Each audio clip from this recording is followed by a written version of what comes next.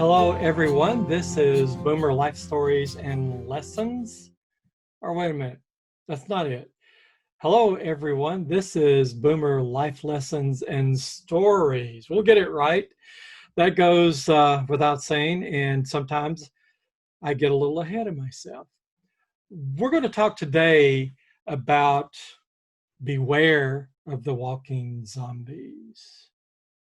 I never really was a fan of the zombie genre. My mother used to watch these zombie movies way back in the 60s. And then all of a sudden, boom, we have all these movies being created and television shows. I just never got into it. There's some people that really love them. But to each his own. That's what makes life interesting. We're all different.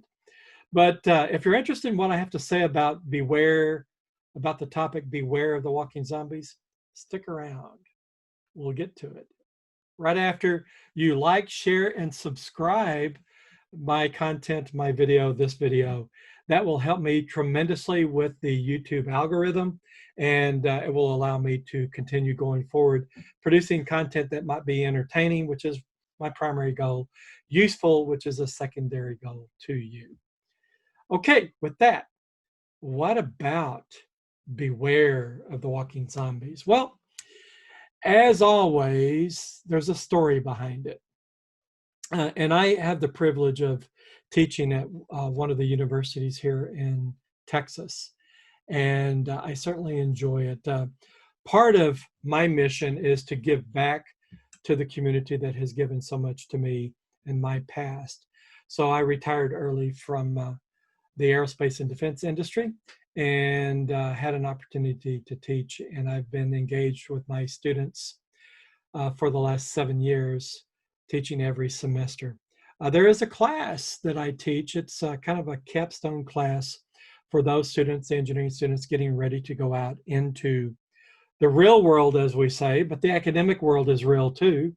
They have their different challenges, correct, right? But this class is called Professional Practices. And some of the information that's in professional practices that we try to convey the importance of to the students are, of course, the ethics, why ethics is so important. We also convey to them the information about the Constitution. Yes, the amendments to the Constitution about free speech and privacy, that sort of thing. It's kind of interesting in this day and age, in the environment that's out there, and my desire is to keep this very positive and not get involved in politics of any persuasion, right? But it's interesting with all the dialogue that's going on out there presently. And that will always be the case because there's always going to be people on the left or right that have a disagreement. But in this particular case, it's more about learning what the Constitution has to say about how you conduct yourself, not only in your personal life, but how police engage with you and how you engage with businesses and things of that nature. And it's all done from a very positive perspective. But the other thing that we talk about is how well is the job done? And we're talking about technical jobs. One of the examples I give to the students is that there's some very tragic things happen because engineers didn't do their job thoroughly. One of the things that I ask them is, do you know where the term, well, you botched that job comes from? And most of them don't really understand that it comes from a real person and a real situation. There was a bridge engineer over in Scotland. His name was Botch, and he was a member of the Royal Society, and he came up with these innovative designs to build bridges. And he was building, I think, a bridge over the River Tay, and I've actually been there. When the bridge opened up, it was open up for a few days, very short time, and then it collapsed. And some news accounts say that there were people in their horse and carriages or walking across the bridge. And of course, the story went that they died. And then there's other accounts that say, there was nobody on the bridge, just fell in. But be that as it may be, he went from, kind of top of the line. He's got everything under control. He's got a great reputation, a great life. It wasn't long after that a couple of years or so that he died. So things can change pretty quickly if engineers don't do a good job. And we don't want to use devices or systems that could harm us as users, that could harm people who maintain those systems or who upgrade those systems. We want to design hardware and software that is safe to use.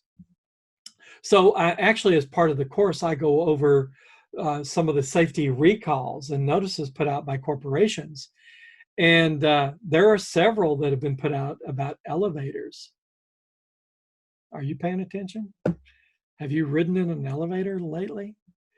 Yes, there's several that have been put out about elevators. And so we were going over the fact that some of the failure modes would be that the doors of an elevator would open up and there's no cart there and there's just an open shaft. And the danger is, of course, if people are not paying attention, they would just walk right in and there you are. Nothing good can come of that. So I said, you can imagine, you've seen the people walking around the campus, they're doing this, right? All their attention is on this. What is this? It's a phone. It's a cell phone. They're texting, they're tweeting, they're dialoguing, and they're oblivious to everything about them. And as I communicate to my students, and at the door of the elevator opens, have you seen them? They walk, when the door opens up, they just walk right in, but they're still focused on the phone. Nothing good can come of that. So what does that mean?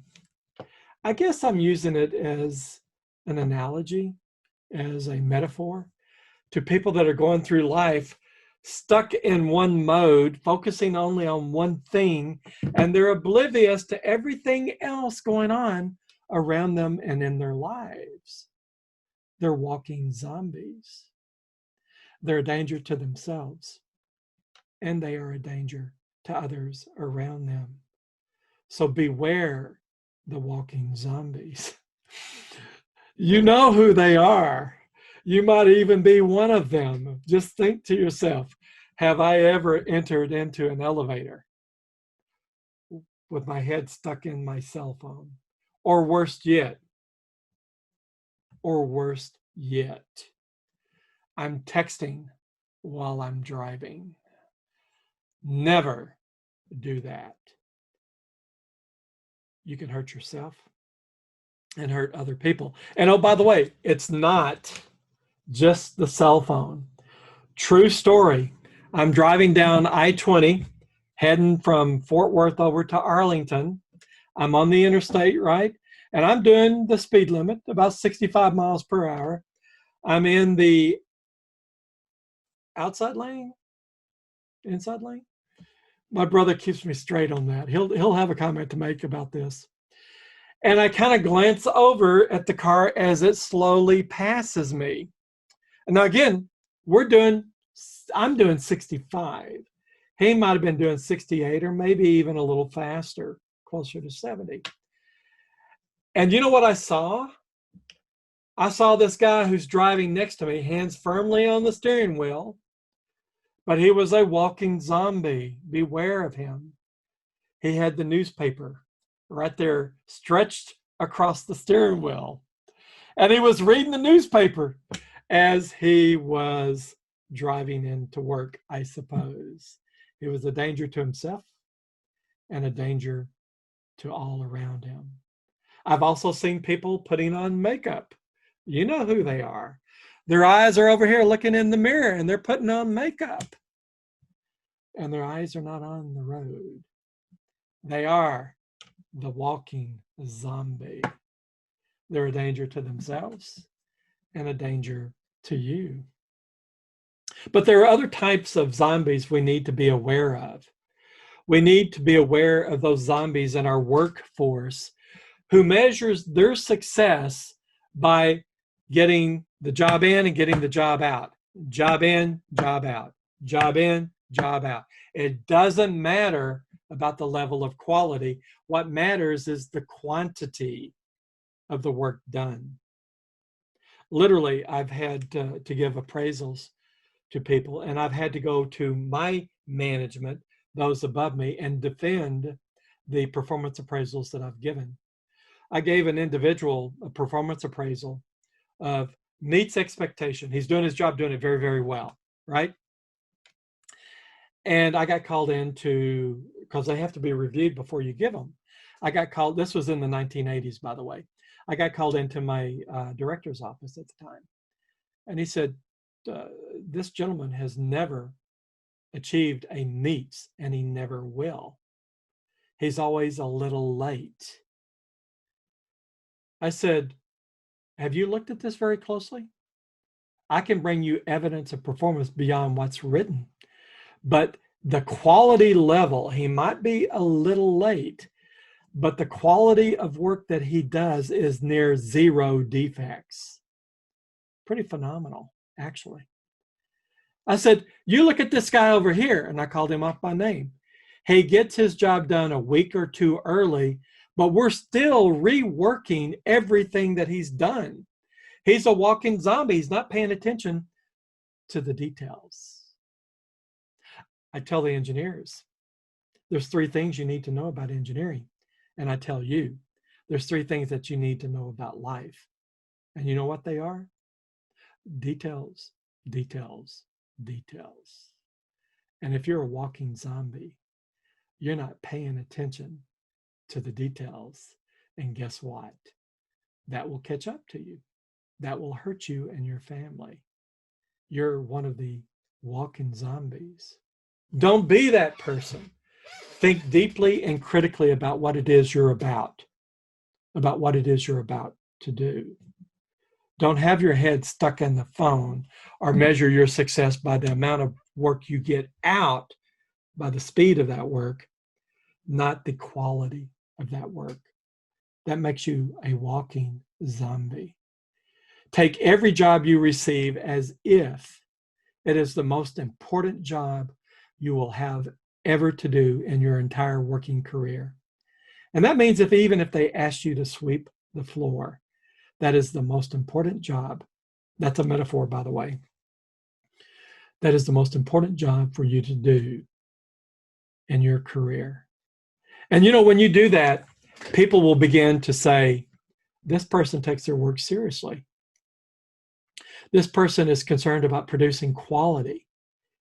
He's concerned about the well-being of our company, of our project, and of our customers. You're concerned about the well-being of your family members by paying attention to the details. So the message here is, do not be a walking zombie. Pay attention to the details, and you're going to do okay. And with that, I'd like to give you a friendly reminder. Please like, share, and subscribe. I'm still battling the YouTube algorithm. Help me overcome that thing and conquer it. And perhaps I'll be able to continue doing this for you. And I hope it is of value.